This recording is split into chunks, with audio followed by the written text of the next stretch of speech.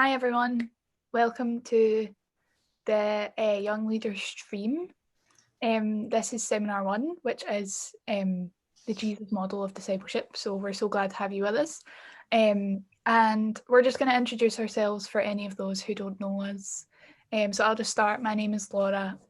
I work for Des at Alpha Scotland, and I'm just an administrator there for him, and I do the social media as well. So that's me. Nice. I'm Neil. I have worked with students and young adults for the past 3.5 years in various different contexts, for various different organisations, even various different countries, which is a bit fun. And at the moment, I work with the Baptist Union for a year doing young leader development stuff and a bit of comms for them as well. Yeah. Hello everyone, welcome to the seminar. Great to have you with us. My name is Gary Torbett. I'm the youth pastor at Broughty Baptist Church in Dundee, and I've been involved in youth ministry for over 30 years now in various places across the UK. And I also work for Compass Christian Centre. I'm the head of outreach and discipleship there, and we're currently looking to develop a new leadership development programme in assisting churches to disciple and release young people into ministry. As well. That's me. Sweet. So we're just gonna, for the start bit, we just thought we'd maybe chat through what we are expecting and hoping and dreaming for this seminar stream. So way back at the start, we had no clue whether we were going to be in Aviemore or not. But here we are. It's been a wild journey getting to this point. But the Young Leaders seminar stream is really just for anyone who feels like they're a young leader and is searching and looking and seeking support, I guess. And when we've been in Aviemore at Deep Impact, I have always felt, as a young leader myself, I've always felt the benefit of the connection and the networking and meeting loads of other different young leaders from all across the country. And so our hope for today is to kind of recreate that, even though it sucks a little bit that we can't be together in real life, but we are together virtually, and we're so glad to have you guys here with us. But yeah, our hopes and dreams for this seminar stream is really just to empower you guys and support you and aid your growth and learning, and just allow you guys a space to come and experience with us and hang out with each other as well. So yeah, that's our hopes for this stream. So please do join us. Obviously you're with us right now, but later on as well. We really do hope that we can pour out into you guys and help you to explore what it is to be like a young leader. So thanks so much for coming. And I'm just going to hand over to Neil now, who's going to just intro the seminar a little bit. Yeah, absolutely. Thanks, Laura. Yeah, so with our first seminar, we wanted to just start at the beginning, like Laura says. You guys are here because you're young leaders in some capacity, or you have defined yourself as young leaders in some capacity. And so we actually just want to start at the beginning. Like, what does it mean for you guys to be a young leader? And how do you best root yourself as a young leader? And actually, we think leading always comes out of discipleship. If we lead for Jesus, we have to know Jesus and be getting to know Jesus as well. And so Gary's going to lead us in this first session. He's going to be leading us on the Jesus model of discipleship, which you probably know, seeing as you clicked on the link to get here. But actually, Gary's going to talk us through that. And the Jesus model of discipleship is so fundamental to our ability and our understanding of what it is to lead as young leaders, and then eventually as leaders potentially in the future as well. So we want to start with discipleship. And actually, as young leaders, it's so important that we get into good rhythms, good practices, and a good understanding of what it is to lead now, so that you guys not only can lead well when you're leading and wouldn't define yourself as young leaders, but actually you guys are leaders now. Like, you might be young, but actually the leader is the more important part of that. And so as leaders, you need to be, and we all need to be, continually growing in our relationship with Jesus and continually being discipled in our relationship with Jesus as well. So that's where we want to start with you guys for this first seminar. So I'm just going to hand over to Gary, who's going to chat us through the Jesus model of discipleship. Okay, thanks, Neil. As Neil's been saying, what we're focusing on in this seminar is calling churches and especially youth ministries and young people to rediscover the Jesus model of developing leaders. As Jesus walked by the Sea of Galilee and pondered who he would call as his disciples, Jesus knew his purpose was to come and save the world from their sin. But he also knew he was coming to build a new kingdom, the kingdom of God. But Jesus knew for this to happen, he had to invest in a few people for the sake of the many. So we're going to read now a passage from Matthew 4, verse 18 to chapter 5, verse 2, about how he intended to do this. And Nathaniel Lim, one of our young leaders here at Broughty Ferry Baptist Church, is going to read this for us now. Hi, okay, so Matthew 14, verses 18 to... Chapter 5, verse 2. Yeah. So 4 verse 18 to 5 verse 2. The first disciples. One day as Jesus was walking along the shore of the Sea of Galilee, he saw two brothers, Simon, also called Peter, and Andrew, throwing a net into the water, for they fished for a living. Jesus called out to them, "Come, follow me, and I'll show you how to fish for people." And they left their nets at once and followed him. A little further up the shore, he saw two older brothers, James and John, sitting in a boat with their father Zebedee, repairing their nets. And he called them to come too. Immediately they followed him, leaving the boat and their father behind. Jesus traveled throughout the region of Galilee, teaching in the synagogues and announcing the good news about the kingdom. And he healed every kind of disease and illness.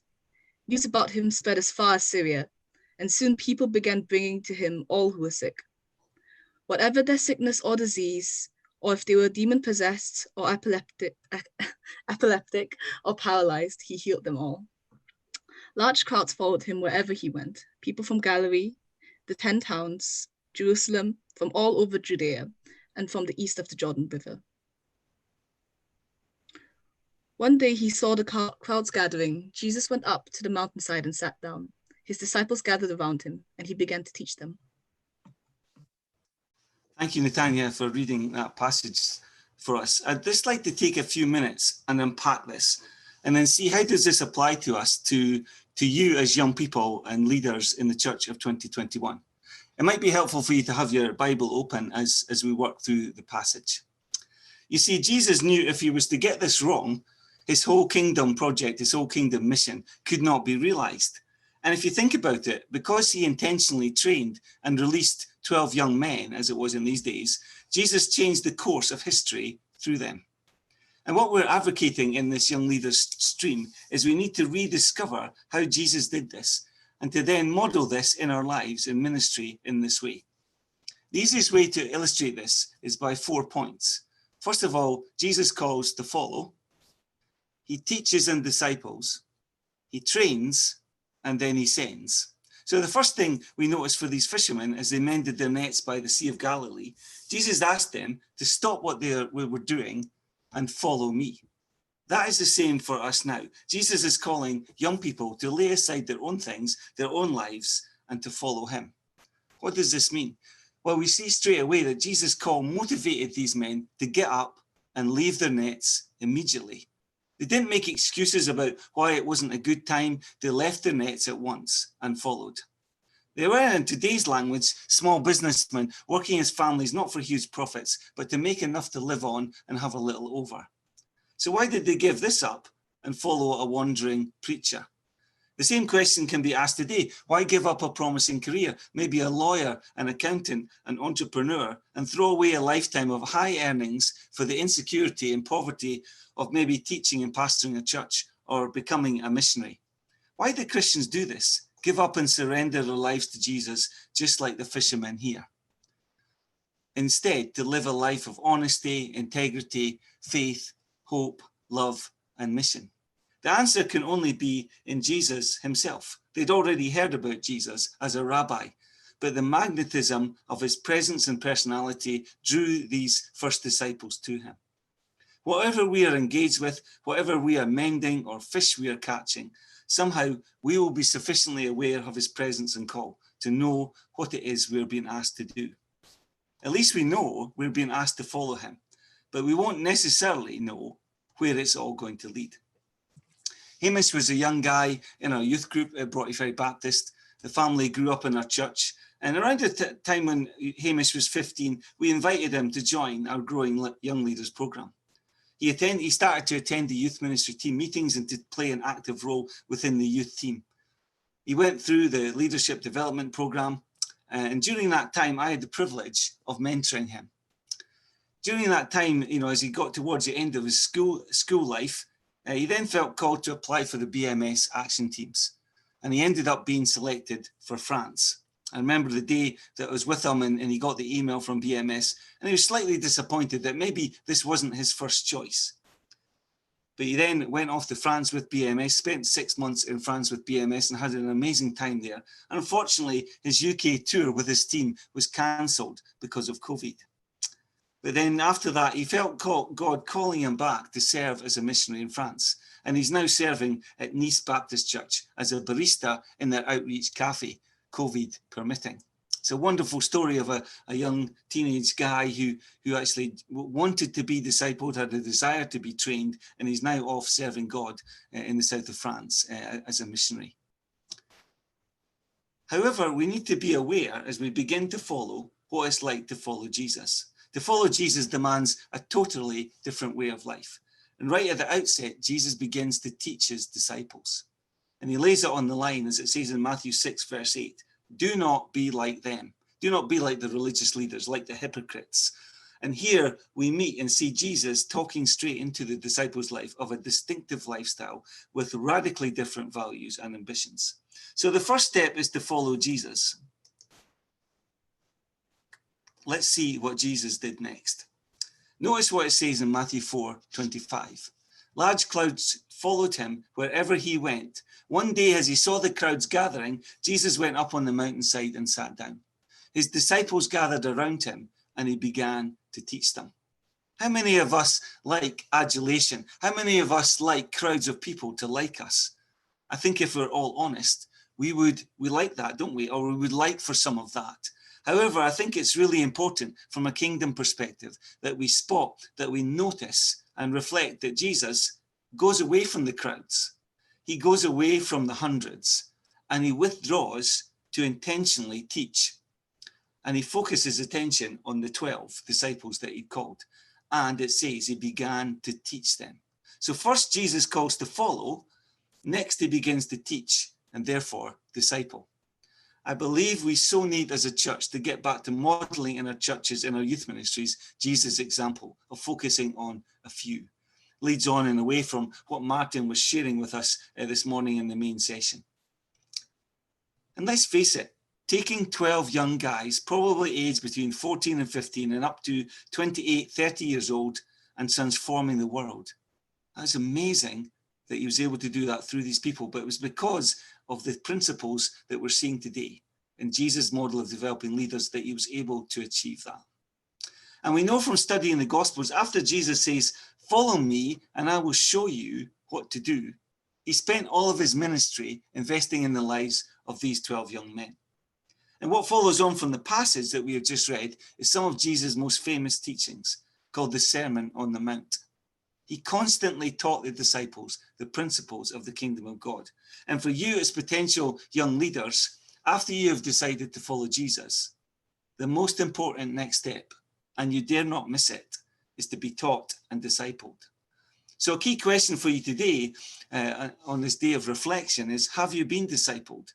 How are you being discipled in an ongoing way? Spending time yourself with God, absorbing God's word, and being taught as well and discipled and mentored.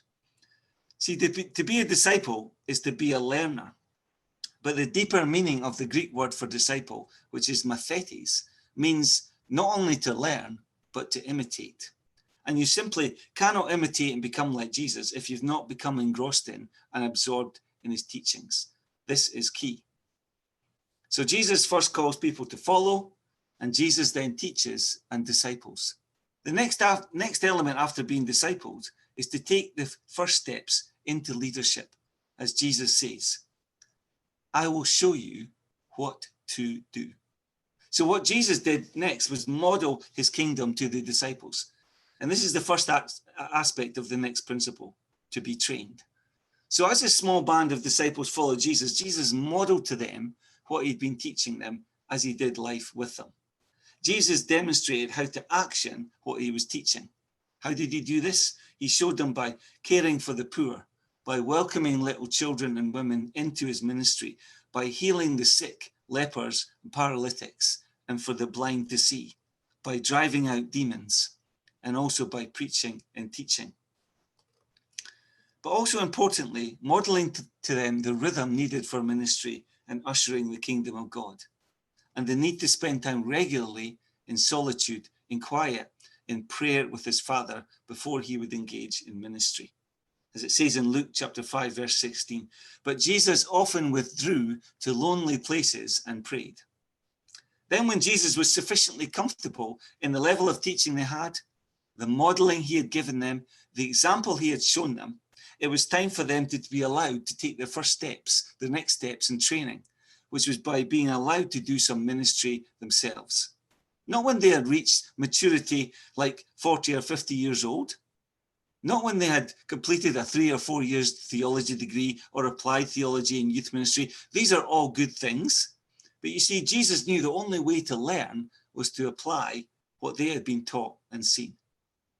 Ask the Lord of the harvest, therefore, to send out workers into the harvest field. In Matthew 9, verse 38. And in Mark chapter 6, verse 7, it says, he sent out his disciples to share in his mission. Remember, his disciples were 14, 15, 16, 20, early 20s-year-old. And the mission that Jesus had been given to come and save the world from the sin and to create the kingdom, he was inviting his disciples to share in that mission. Not just to watch and observe, but to be participants.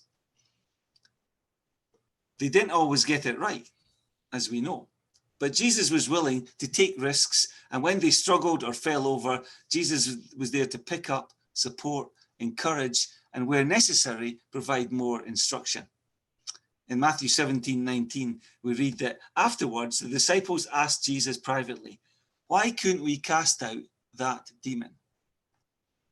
And Jesus told them, you don't have enough faith. It seems in a way a little bit harsh, but it was part of Jesus' modeling, training, coaching, and instruction.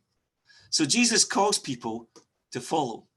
Jesus then teaches people to understand how to be a disciple, to live a life of surrender and sacrifice. And Jesus then models, trains, and coaches. And finally, when the disciples have been equipped, they are sent. They are released. Remember, he said, I will show you what to do. I will make you fishers of men. Jesus' model of developing leaders always involves them participating and being asked to put into action what they had learned. So in John 20, verse 21, Jesus says, as the Father has sent me, I also send you. And in the Great Commission in Matthew 28:19, Jesus says, go into all the world and make disciples. It's so important that we rediscover and implement the whole of the process that Jesus models for us. The call to follow, followed by teaching and discipleship. Then modeling and training. And finally, releasing and sending into mission and ministry. So we've unpacked and studied how Jesus does this, how Jesus calls, disciples, trains, and sends. But how, you may ask, can we then apply this practically in a church youth ministry? And in particular, give you a model for you to work with in your church as aspiring young leaders or youth leaders. In a few minutes, we'll hear from a couple of young leaders who've been through this model at Broughty Ferry Baptist, where we have tried in some ways to replicate and get back to the same model as Jesus. As I mentioned at the start, in my role at Compass Christian Centre, we're also looking to launch a programme this spring where churches can access resources and support to implement this in your own church context. But here are a few principles we've found over the past 5 years to be very important. First of all, you have to identify young people who have already chosen to follow Jesus, those who have committed their lives to Jesus and are seeking to try and learn and live in this way of surrender and sacrifice. But once that's happened, it's really important, as we looked at the Jesus model of teaching and discipleship, to ensure that they're growing in their faith and they're being discipled and taught effectively. We have what we call in our older teenage discipleship stream called Deeper. And that's really important for us. Once they've made a commitment to Jesus, that they're actually given an opportunity to come along and show commitment, to come along to something like that regularly. And for those that are demonstrating this, what we then do is we invite them, if they want to, onto the youth ministry team in the church to play an active role. This is from 14, 15, 16 years old. To come along to the meetings, not just to observe and listen in a token way, but actually to play an active role in actually how to shape the youth ministries in the church. And they're obviously the best ones to be listening to other young people in terms of what they really feel they're needing at that time in terms of topics, teaching, and social issues that they're facing. This would be from, as I said, from S3-4 upwards. And then we continue with the discipleship and training by them going through a year-long leadership development program. In our church, at the moment, we use CPAS Growing Leaders Youth Edition. It's an 8-session, year-long development program, which covers all sorts of aspects of Christian leadership, in character development, in integrity, in working in teams, and actually, and how to share in ministry. And as they go through that process, we place them with a more experienced mentor as well to support them, encourage them, and to provide coaching. And during that time then, as that time goes on, we offer them opportunities to be involved in the youth ministries. Initially, it might be just by running games, by planning and delivering quizzes and social times. And then, if we're obviously meeting in the church, putting out the activities, refreshments. But then as time goes on, we start to get them involved more in hands-on in terms of the ministry aspects by maybe leading a small group discussion after a Bible study. And then eventually, with the other young leaders, we give them opportunities to plan a session, to organize it, to pray about it, and then obviously to lead it. And once they've done that, we then help them to see what they've done really well and how we can help them to develop and improve things next time as well. And it's always in relation to the responsibility given is in relation to the growth and development. And then after that, we then give them increasing opportunities to be involved in the ministry, in the church and beyond. So that's some of the lessons that we've learned and some of the principles we use currently in our church. And these principles in our leadership development model follow and attempt to replicate in some way the Jesus model of developing leaders.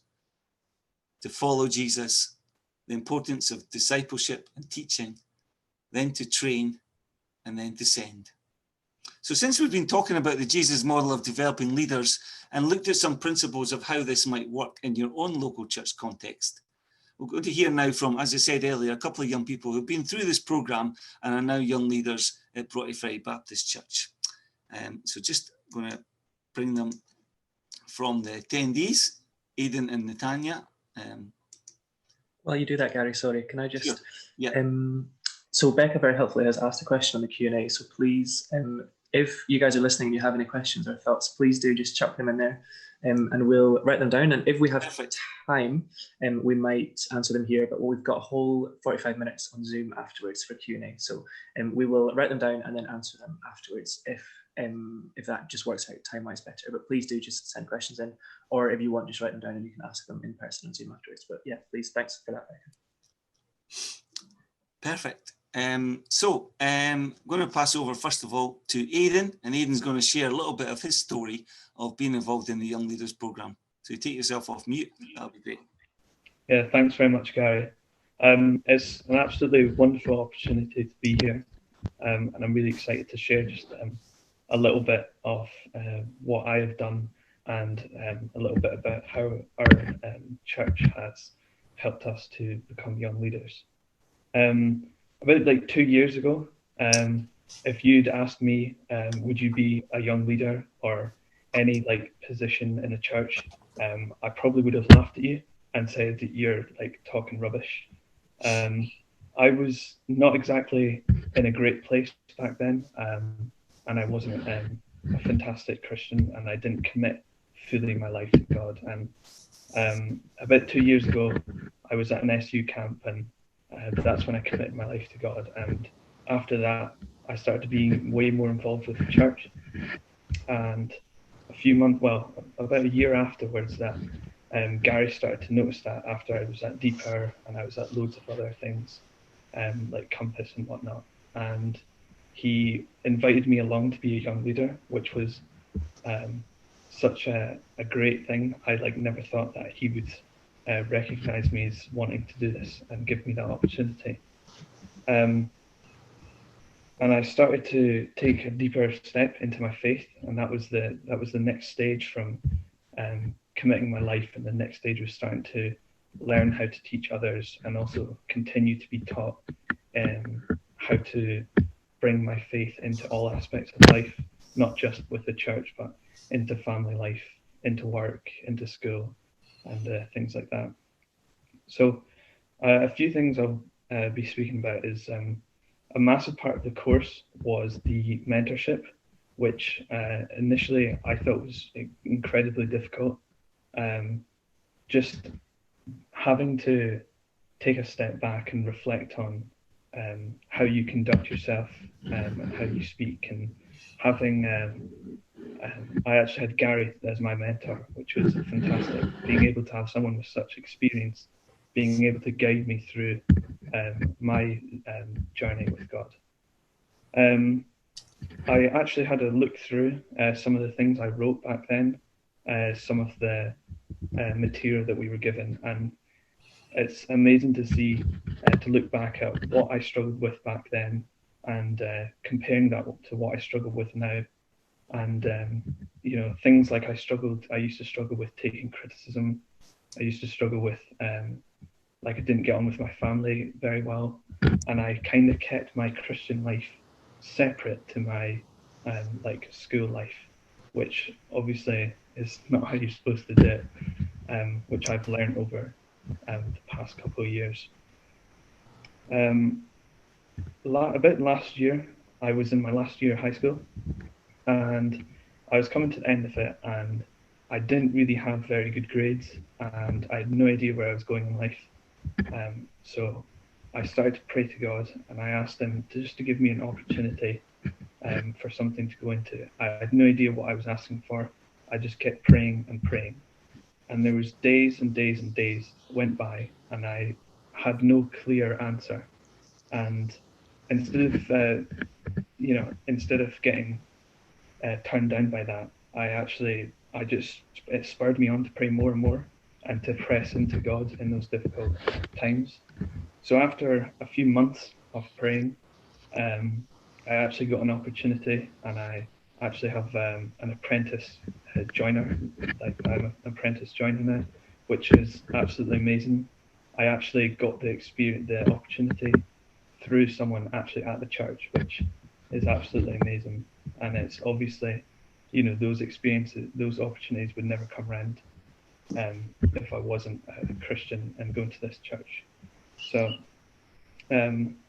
something that has been quite difficult though is obviously COVID right now.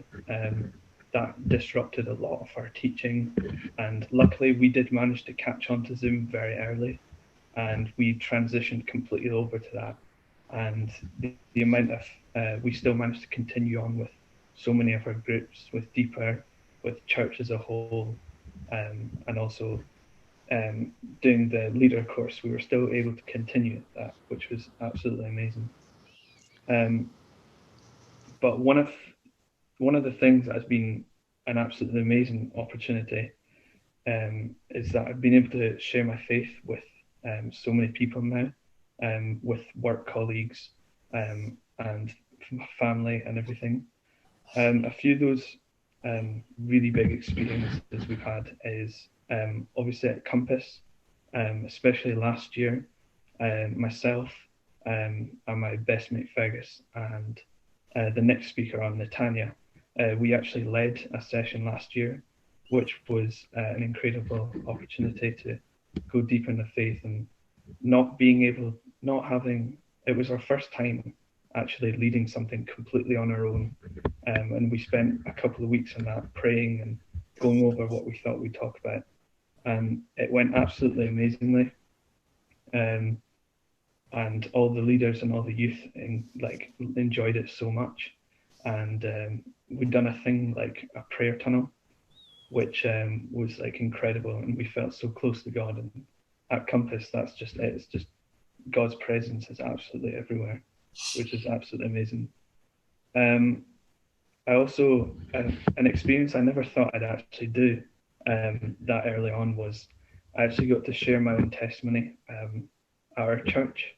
And this was before COVID. And I didn't really know what to do. I was kind of worried that my testimony wasn't going to be important enough to warrant talking about it. But after being asked to go up and speak about it, I sat down and I thought about what I've been doing through like being a young leader, and I thought it was a great opportunity to have a declaration of my faith in front of people, and just speak to God and say, "This is what you've done for me. Thank you so much," and moving on with it. So that was an absolutely amazing opportunity, and it was absolutely a highlight that I'll never forget. Another thing is, a few months ago, I actually done an interview for Songs of Praise with my friend Fergus as well, and Gary was obviously there, and that was absolutely fantastic. We got an opportunity to speak about Compass, which is obviously something that's close to our hearts. So that was it was a real joy to speak about it and just kind of give the like people a little gist of what Compass is about, and being able to share like how important our faith is to that, and to all the activities that there are there. Yeah. It's great. Yeah, thanks very much. That's just my general thing. I just want to finish with that these have been amazing opportunities for myself, and obviously not everyone's going to have the exact same experience as me, but I can absolutely guarantee you through doing this Young Leaders course, you will absolutely get these opportunities. And I just pray into the situation that people will be encouraged to join up and to have their own experiences and grow in their faith. So thanks very much. Thank you very much, Aidan. That was fantastic. Thanks for sharing all that. And I'll just pass over now to Natanya, who can actually share her own experiences. Hi. Okay, so for me, I remember when I was younger and I just sort of first gotten into the youth group, being a young leader never really crossed my mind. I just sort of assumed it was something I'd do when I was more experienced or had it all together. So, hi, Siobhan. So I was quite surprised when one evening Gary suggested I consider being a part of the Growing Young Leaders program. So I was actually younger than most of people who were there at the time. I joined before Aidan. So with some encouragement, I decided to give it a go. And I just found that being a young leader gave me a real perspective shift. As part of the program, we were given the responsibility of leading sessions from time to time. So that's the opportunities Gary is talking about. And before I was a leader, when I was in the youth group and just sort of sitting in on these sessions, I was more focused on building my own understanding of God, which is not necessarily a bad thing. Having a good foundation in God is essential to being a leader. To be able to sort of listen to recognize his voice and follow his example. However, there is something special in encouraging people to grow in their faith and seeing how they flourish and bloom over time. It became about focusing on those who I was leading and how I could help God work in their lives. And I found I grew a lot more Christ-like by having this perspective and by learning to put others' needs before my own. So something that's quite profound for me is that Christian leadership especially is about lifting others up and humbling ourselves. And it can be really easy to slip into the view that being a leader is only about you or your image. And as Christians, we're meant to be set apart, and this extends leadership too. So basically, my experiences in being discipled as a leader helped me find a more healthy, God-centered view of who I am. It gave me opportunities to self-reflect and to realize what my key strengths and weaknesses are. And one thing that I struggled with was sort of my desire to people please and have people like me, and everyone likes people liking them, as Gary said. And I had to learn that as a leader, that sometimes you can't make everyone happy, and recognize that that was okay. And one of the things I've had to do time and time again is to pull my focus from the turbulence of worrying about my self-image and what others think about me to the security of what God thinks and what he wants to do in others' lives through me. So this transformation of being self-conscious to God-conscious, if you will, was incredibly freeing, and I think it enabled me to do so many things I never thought I would. I was more loving and attentive to other people, and I was able to forgive myself for past mistakes. But I'll be honest, I still do struggle with people pleasing at times. I go back to my old ways and patterns of thinking often, but God's grace is abundant, and every time I fall, he's there to pick me up again. And yeah, that's a huge part of the discipleship as well. Just also having people around you to remind you of who you are in Christ and sort of help focus you, I guess, on what you're here to do, and that's to build others up. Another thing that I did was, as well as branching out spiritually, was being able to branch out socially. So at the time, I mentioned I joined before Aidan. So the other two leaders in the program at that time were Hamish, who Guy mentioned earlier, and Bethany. And Hamish and Bethany weren't a part of the usual friend group I hung around with at church. They had very different personalities from me and from each other. However, despite this, we found, and as cheesy as I realize it may sound, we were united in our love for Christ. And it was amazing getting to know them and to see how we worked and thought together. And we learned how to play to our God-given strengths and cover each other's weaknesses and encouraged each other through it all. So got another anecdote here. So one year, the three of us were asked to help allocate rooms for our youth group's annual weekend away. And as Aidan chatted up about a bit, it's at Compass. So for those of you who don't know, it's a lovely sort of Christian activity center in Glenshee.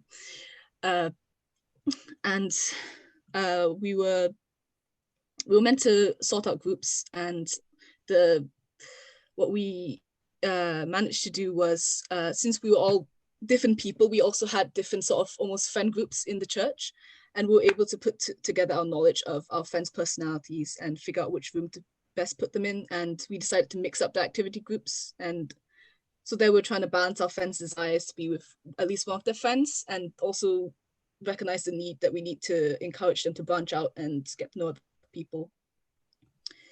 And yeah, we learned to plan stuff. In meetings for organizing our evening sessions, Bethany opted to take notes, and Hamish decided to organize activities, and I helped research verses, and in that we each played to our strengths. And that was something I found also came quite in handy when the time came around for me, Aidan, and Fergus to lead again at Compass.